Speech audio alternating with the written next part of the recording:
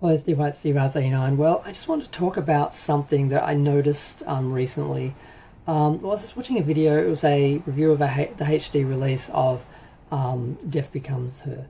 And I noticed something when they were comparing the Blu-ray images to the new HD ones.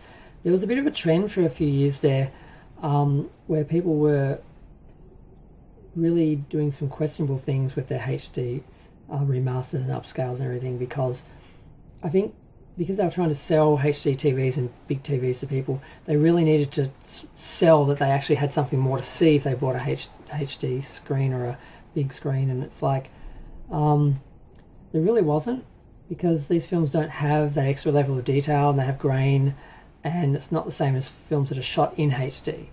And one of the things I found people doing a lot of, which is just really detrimental to the film and its overall tone and everything, is they were bumping up the green and blues in the image to try and bring out detail, or they'll bring up the contrast to kind of fake, sharpness. And those two things are really bad. When you do the contrast, you lose detail in the darks, you lose detail in the parts that blow out. You get the illusion of contrast because of detail because of the contrast, but you're really losing both, and you're not getting that extra, you're missing out the shades in between. And the other issue was the colour, because if you add, say you have an image like, for example, I'd find this would be a problem with Madonna's Blonde Ambition tour, when people were always trying to remaster that from the Laserdisc. And because she's wearing a very pale pink corset and she's got like peach coloured skin, and it is pink, I've seen it in person, a lot of the time you couldn't tell the difference. You couldn't tell the difference between her skin colour and the corset colour, and the detail was, a lot of it was blown out because it's got a lot of dark backgrounds.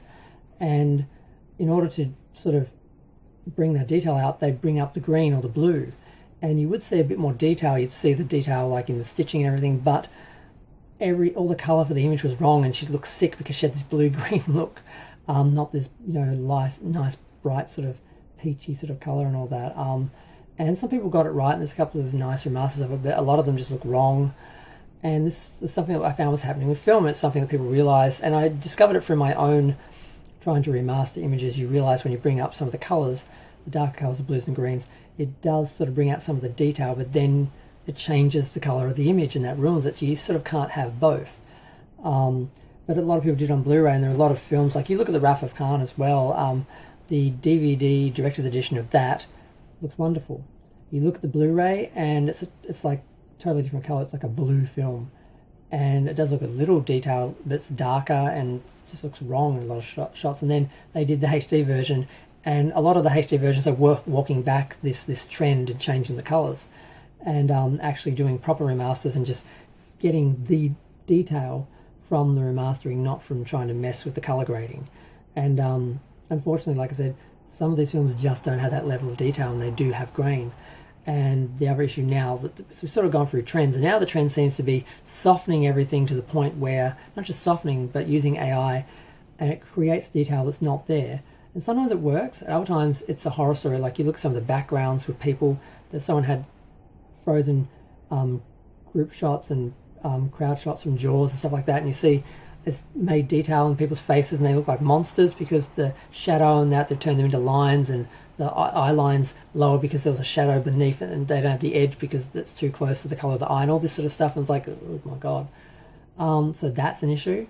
But also the AI, trying to redo that, they would not soften it, but just flatten it, so you don't have, so you lose the grain, but you lose the detail, and things look cartoon and animated, like you just have flat colours. And they may have sharp edges and not have grain, but like I said, you lose the detail and it just doesn't look real. And even some of the grainy, I've seen grainy remastered films that you can see the grain, but you feel the details in the grain. So I feel like the details there in the grain, whereas other people, they have to get rid of the grain and then you lose all the detail and it's all flat. So I think we've had these really bad trends that really came out in Blu-ray when that was the first sort of attempt to sell, high definition to people and high definition TVs and stuff like that. And it's like, well, we need to show that it's going to look better than DVD and video. and they went a bit too far with trying, when they didn't have the technology, and just trying things to sort of fake it, like changing the colour and everything in contrast. Now we seem to be getting real quality transfers, and they're reversing a lot of these trends, and you see a lot of films now that look real. Like when they showed the Kamsa stills comparing Blu-ray to HD, like they look blue and green, and a lot of the skin tones, and now they look natural, and the detail is there is more detail. So I'm glad, but we still have the problem with James Cameron, flattening everything and making everything look like cartoons and stuff, and it's just really like no grain, no detail, artificial. It just doesn't feel real, doesn't look real. But I think he's in the minority. Unfortunately, he's in control, but other companies are doing a better job. But I'm going to go. Feel free to share, like, comment, subscribe. Let me know what you think of some of these remastering trends that I think are fading, and how that's going to go in the future and so forth. But I feel optimistic that people are they seem to be getting it.